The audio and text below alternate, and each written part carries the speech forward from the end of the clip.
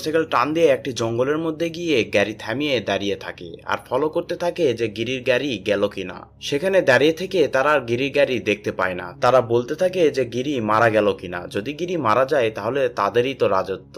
এসব ভেবেই তারা আনন্দ পাচ্ছিল। তখন তারা সিদ্ধান্ত নেয় গিরি যদি মারা যেয়েই থাকে তাহলে আমরা শহর থেকে কিছুদিন দূরে থাকি, সব শান্ত হয়ে গেলে তারপর আমরা শহরে ফিরবো। এই বলে তারা শহর থেকে দূরে যাওয়ার জন্য মোটরসাইকেলে ওঠে, মোটরসাইকেল নিয়ে রওনা করে। ডন আর সিজু যখন ব্রিজ ক্রস করবে তখনই গিরি তাদের সামনে গাড়ি নিয়ে চলে আসে। তারা ভয় পেয়ে উল্টা দিকে রওনা করে। গিরি তাদেরকে ফলো করে। একসময় অন্য একটি ব্রিজের উপর গিয়ে গিরি তাদের মোটরসাইকেলকে ওভারটেক করে এবং তাদের গাড়িতে মেরে দেয়। তারা দুইজনে পানিতে নদীতে পড়ে যায়। সেখানে তাদের মোটরসাইকেল পাওয়া যায় কিন্তু তাদের লাশ পাওয়া যায় না।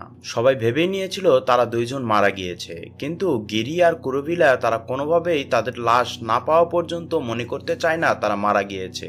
তাই কুরুভিলা আর গিরি তাদেরকে খুঁজছিল এখনো। এরপর অনেকদিন কেটে যায়। কুরুভিলা ডনের বাড়ির পার্শ্ববর্তী লোকজনদের টাকা দিয়ে তাদের বাড়ির উপর খেয়াল রাখার জন্য বলেছিল।